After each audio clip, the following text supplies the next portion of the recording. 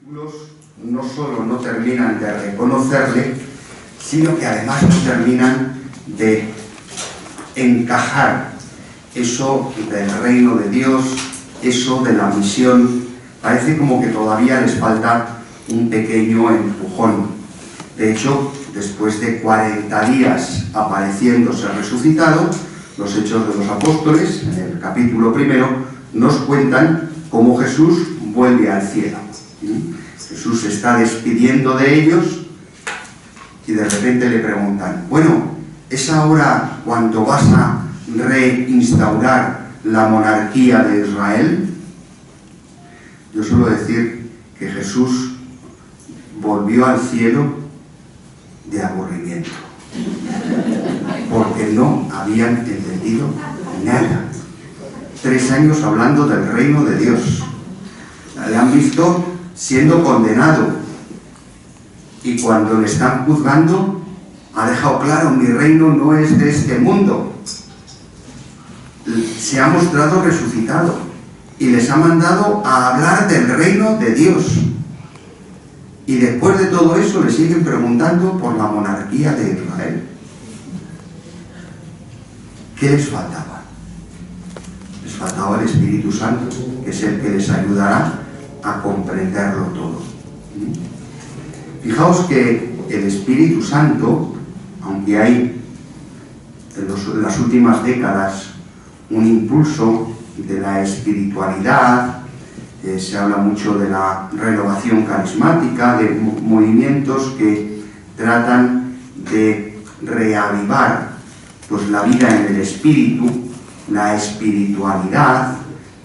Parece que los cristianos vivimos una espiritualidad sin Espíritu Santo. Rezamos al Padre, rezamos al Hijo, rezamos a la Virgen, pero parece como que se nos olvida esa tercera persona de la Santísima Trinidad, que es la protagonista de este tiempo histórico que nos ha tocado vivir. El Padre ya creó el mundo, el Padre ya envió al Hijo, el Hijo hizo los deberes, volvió al cielo y envió el Espíritu Santo para acompañar, para regir, para santificar la vida de la Iglesia hasta que el Hijo vuelva al final de los tiempos.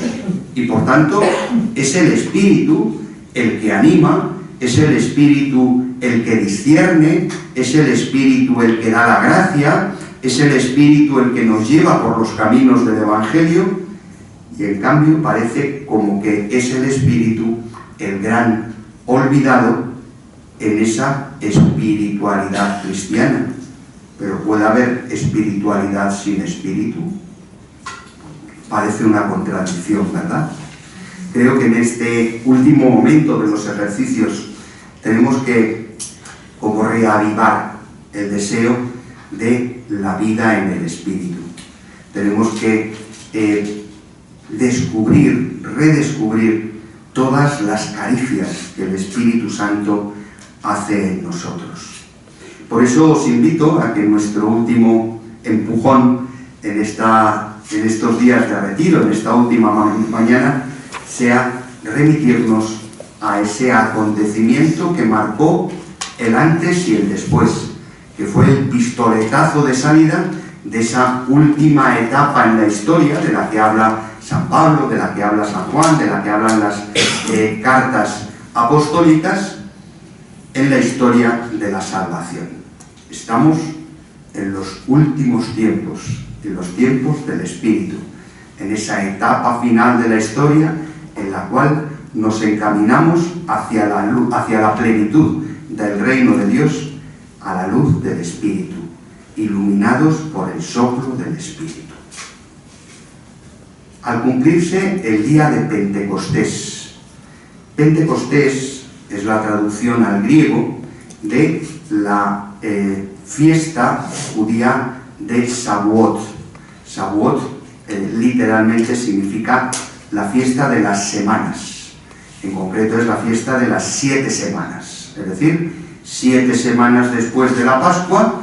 La Pascua es el día 1, y por tanto 50 días, o sea, 7 semanas después sería el día número 50, se celebra una de las grandes fiestas de peregrinación a Jerusalén. Por eso nos volvemos a encontrar al grupo de los 12, acompañados ya con María, en Jerusalén. ¿Y dónde se reúnen? Pues en esa sala que se ha hecho pues casi como su sede, y a partir de ahí se va a convertir en la Santa Sede, en la primera Santa Sede de la Iglesia Madre de Jerusalén. Desde ahí empezará todo. Los discípulos vuelven al cenáculo y vuelven a Jerusalén a celebrar una fiesta judía, la fiesta de las semanas. Lo que se recuerda en esa fiesta es el momento del Éxodo en el cual Yahvé entrega a Moisés las tablas de la ley. Fijaos qué bonito que cuando el pueblo de Israel está recibiendo, está recordando la recepción de esas tablas de la ley que van a ser, digamos, el centro de su vida de fe, de su vida moral y de su experiencia de Dios. Dios nos da unas tablas por las que regirnos para establecer una alianza con nosotros. El pueblo cristiano recibe los medios para poder vivir según esa ley a la luz del Espíritu. Es muy interesante, y daría para otros ejercicios espirituales, rastrear en la Sagrada Escritura todos los textos en los cuales se contrapone o se complementa la ley y el Espíritu. Sabemos que San Pablo habla muchas veces de los que estamos bajo la ley y los que estamos a la luz del Espíritu. Incluso algunas veces casi como algo contradictorio. La ley nos oprime, el Espíritu nos libera. La ley nos hace esclavos, el Espíritu nos hace libres. Pero recordemos que Jesús comienza su predicación diciendo: yo no he venido a abolir la ley, sino a dar la plenitud.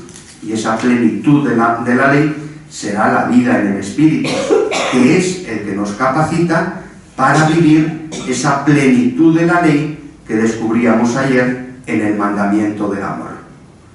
Un mandamiento que va más allá de la ley, porque ya la medida del amor no es el prójimo, no es sobre todas las cosas, sino que es como yo os he amado.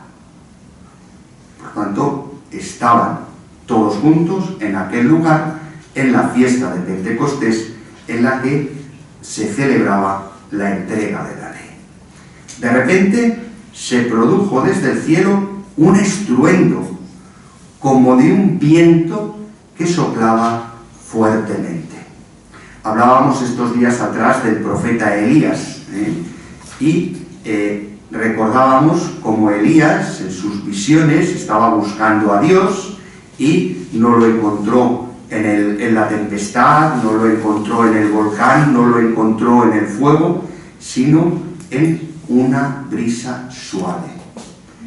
El Antiguo Testamento está jalonado de momentos en los cuales la brisa, el viento, de alguna manera van marcando la intervención de Dios en la historia humana,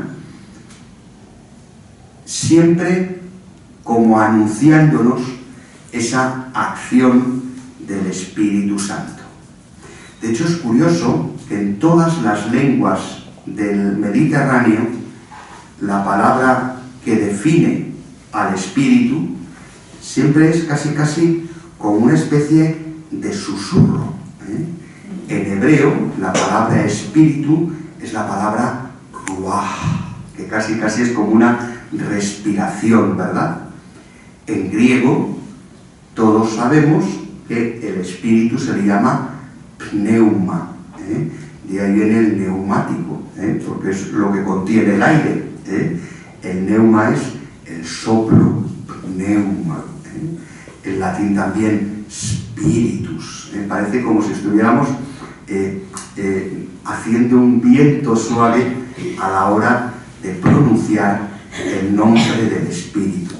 Y por tanto la primera percepción de esa efusión del Espíritu Santo es un viento que se hace notar, un viento perceptible, un viento que sopla fuertemente y que llena toda la casa donde estaban sentados. El soplo del Espíritu inunda todo. Vieron aparecer unas lenguas como llamaradas que se dividían, posándose encima de cada uno. Fijaos el contraste. San Lucas es muy buen literato y juega en los párrafos con palabras clave. Todos juntos, cada uno. El Espíritu viene a los que están todos juntos, y por tanto para recibir el Espíritu hemos de estar en comunión, en fraternidad, todos juntos, pero no olvidemos, el Espíritu se da a cada uno. No vale decir, la Iglesia ha recibido el Espíritu, pero yo ese día estaba despistado y no me enteré. El Espíritu se nos da a cada uno, porque Dios nos ama personalmente, porque nos pone un nombre de hijos, porque nos elige personalmente, nos unge personalmente y nos incorpora a cada uno a la misión de la Iglesia. Por tanto, todos juntos, pero cada uno de ellos recibió el Espíritu Santo. Se llenaron todos de Espíritu Santo y empezaron a hablar en otras lenguas, según el Espíritu les concedía manifestarse. Por tanto, primera consecuencia de la efusión del Espíritu Santo. Hablan en lenguas. Los escrituristas dicen que este relato puede leerse en paralelo con el relato de la Torre de Babel. ¿Recordáis aquel relato en el cual los hombres que quieren estar cerca de Dios empiezan a construir una torre para poder subirla y poder llegar al cielo donde Dios está?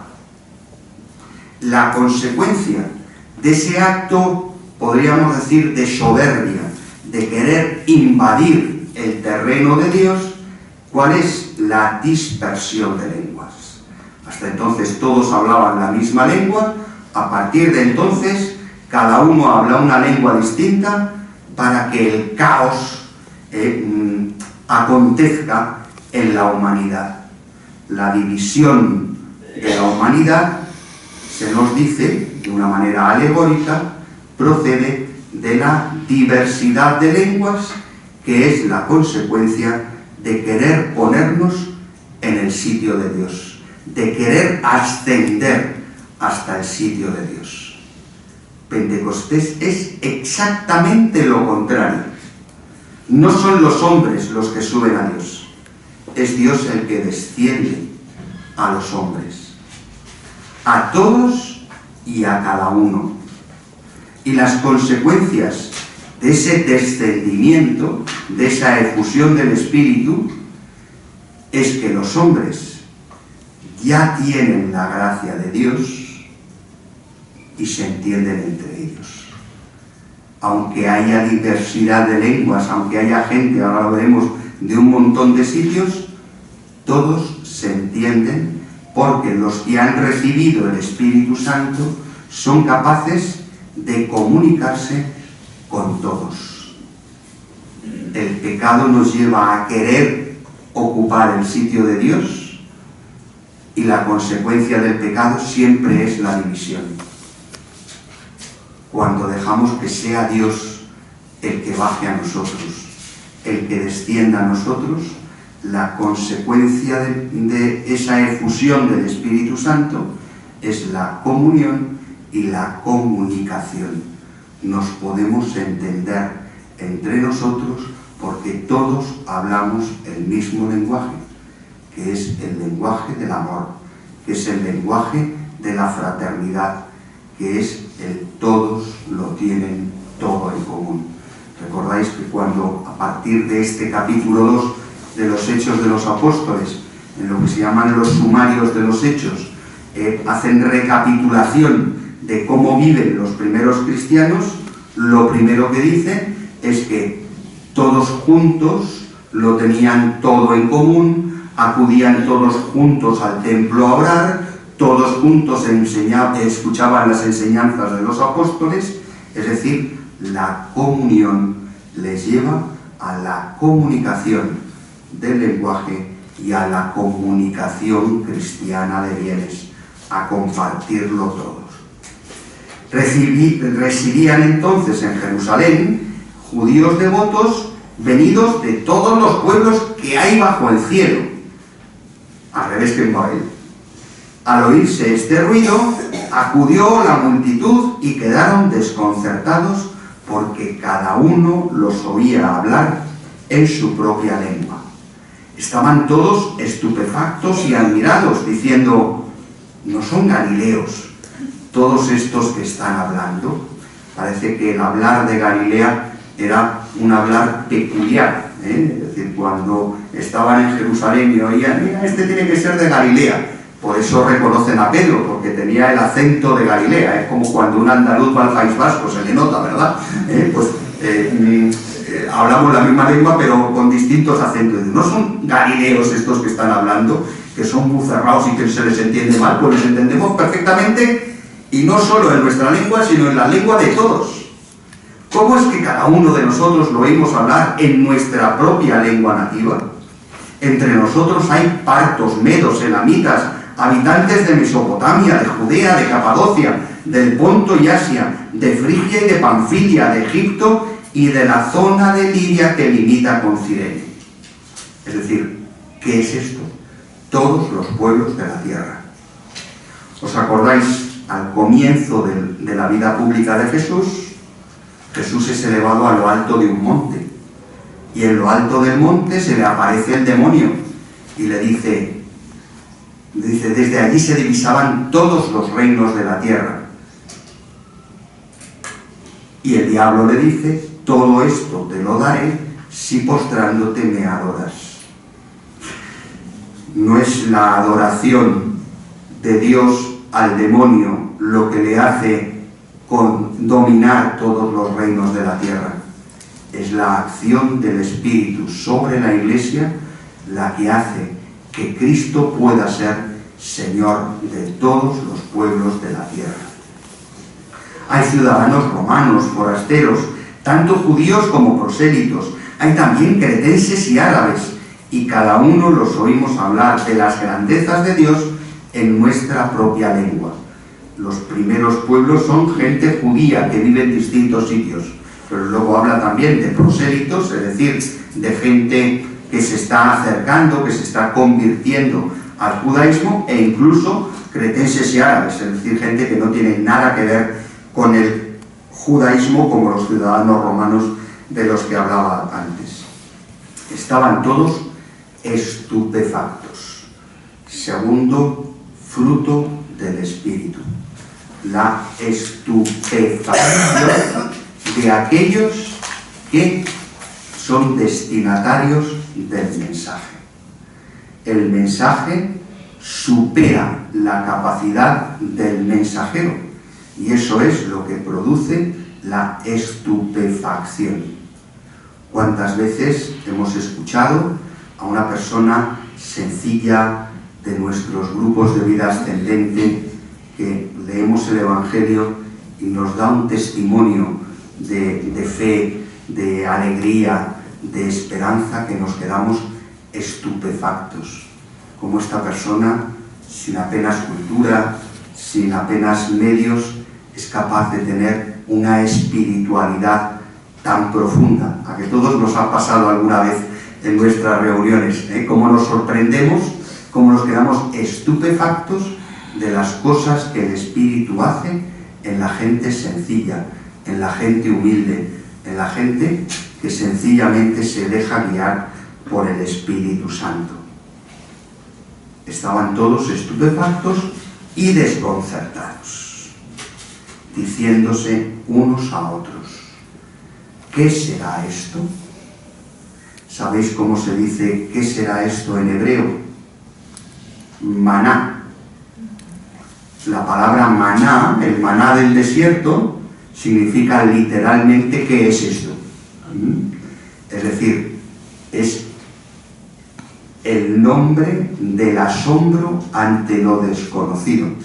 ¿No? Ven que llueve pan, llueven miguitas de pan, y ¿qué es esto? Es la admiración del pueblo por ese regalo que Dios le hace. Y a ese regalo se le bautiza con el nombre de su estupefacción. ¿Qué es esto? Maná. Manhua, que sería en hebreo. Es decir,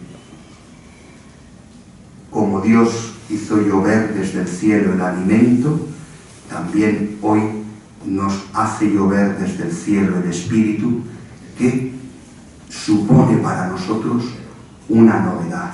¿Qué es esto? Otros, en cambio, siempre el diablo enreda, decían en son de burla: están borrachos. Es decir, siempre hay que buscar una excusa para decir: estas cosas no son de Dios, estas cosas no son del Espíritu, estas cosas, es que ha vivido demasiado o se ha fumado un porro. Entonces, Pedro, nuestro compañero de camino, poniéndose de pie junto a los 11, con los 11, levantó la voz y con toda solemnidad declaró ante ellos. Es decir, es un discurso solemne. Podemos decir que es el primer discurso pontificio del pontificado de Pedro I, pontífice máximo de la Iglesia. Se pone en pie junto a los 11. No es Pedro solo, es el colegio apostólico. Claro, Judas ya se había suicidado, solo quedaban 11, en el capítulo siguiente elegirán, en el anterior han elegido ya a Matías, eran 11 más el 12. Es decir, ya se ha completado el colegio apostólico. Es muy curiosa la elección de Matías. Yo no sé si os habéis fijado, recordáis el capítulo anterior, al final había dos que parecía que podían ser unos buenos sucesores o podían completar el colegio apostólico, porque la condición era que hubieran conocido a Jesús y lo hubieran acompañado y hubieran escuchado de primera mano su doctrina durante la vida pública. Entonces, como había dos, dice: ¿qué hacemos? Pues vamos a echarlo a los dados. ¿Os imagináis ahora que para elegir al arzobispo de Madrid se solucionara echándolo a los dados? Sería todo mucho más sencillo que tantos informes a nunciatura y tanto dicasterio y tanta historia. Aquí nos lo jugamos a los dados y ya tenemos el colegio de los apóstoles completo. Bien, pues es fiarse del Espíritu. También en la elección de los pontífices, también en la sucesión apostólica, la garantía es que nos fiamos del Espíritu Santo. Ponemos los medios para dejar hablar al Espíritu, que viene en ayuda de nuestra debilidad. Por tanto, Pedro, presidiendo el colegio apostólico, declara solemnemente ante ellos: judíos y vecinos todos de Jerusalén, enteraos bien y escuchad atentamente mis palabras. No es, como vosotros suponéis, que estos estén borrachos, pues es solo la hora tercia. La hora tercia es las 9 de la mañana. A esas horas normalmente todavía no hemos bebido lo suficiente como para poder estar borrachos. No es solo la hora tercia, sino que ocurre lo que había dicho el profeta Joel.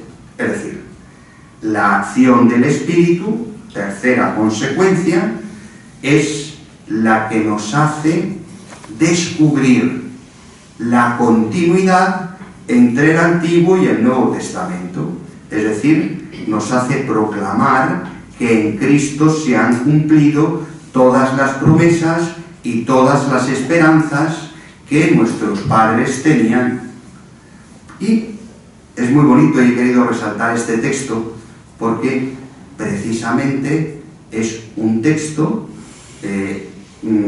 este texto del profeta Joel a mí me hizo mucha ilusión, porque en mis primeras confirmaciones como vicario, que encima fui supliendo a otro y fue así un poco todo un poco precipitado, la lectura que habían elegido los confirmandos era precisamente ese texto de Joel, que tiene mucho que ver, como vemos, con Pentecostés. Y tiene mucho que ver con nosotros. Y esta va a ser casi la última idea de las que os quiero transmitir. Dice el profeta Joel: y sucederá en los últimos días, es decir, en esa etapa final de la historia, en ese tiempo entre la primera y la segunda venida de Jesús, en el tiempo del Espíritu, y sucederá en los últimos días, dice Dios, que derramaré mi espíritu sobre toda carne. La carne es lo malo, no porque haya que comer pescado, sobre toda carne humana, sobre toda la humanidad. Y fijaos qué bonito: y vuestros hijos y vuestras hijas profetizarán, y vuestros jóvenes verán visiones, y más bonito todavía, y vuestros ancianos soñarán sueños. En las catequesis del Papa él hacía alusión a este versículo. Y aun sobre mis siervos y sobre mis siervas derramaré mi espíritu en aquellos días y profetizarán. ¿Os dais cuenta que en ese cumplimiento de la profecía de Joel y en esa efusión del Espíritu Santo todo está un poco patas arriba? Porque no nos engañemos, la edad de los sueños es la juventud. Muchas veces decimos, los jóvenes son soñadores, viven de ilusiones, de esperanzas, de proyectos. En cambio, los mayores tenemos los pies en la tierra, ya no soñamos, ya tenemos la realidad entre las manos y lo que hacemos muchas veces es reconciliarnos con ella. En cambio, la profecía parece que es de gente sabia, de gente mayor, de gente con experiencia. Siempre pintamos a Isaías y a Elías, señores adultos, con barbas, gente mayor. Parece que los profetas son los ancianos del pueblo y los soñadores son los jóvenes. El Espíritu lo que hace es que el mundo al revés. Da la sabiduría a los jóvenes para poder profetizar. Vuestros hijos e hijas profetizarán, vuestros jóvenes verán visiones, que es lo que hacen los profetas, y en cambio, vuestros ancianos soñarán sueños. Fijaos qué bonito. Vida ascendente es el lugar donde el Espíritu actúa en nosotros para que nuestra experiencia, nuestra mochila cargada con buenas y con malas experiencias, con buenos y malos momentos, no nos impida seguir teniendo sueños, seguir teniendo ilusiones, seguir teniendo una vida en el Espíritu que nos permite soñar. Creo que no hay mejor colofón para los ejercicios de vida ascendente. El profeta Joel se ha cumplido en Pentecostés, y cada vez que nosotros nos abrimos a la acción del Espíritu, a pesar de las arrugas de los años y de todo lo que hemos vivido, somos capaces de seguir soñando. No os digo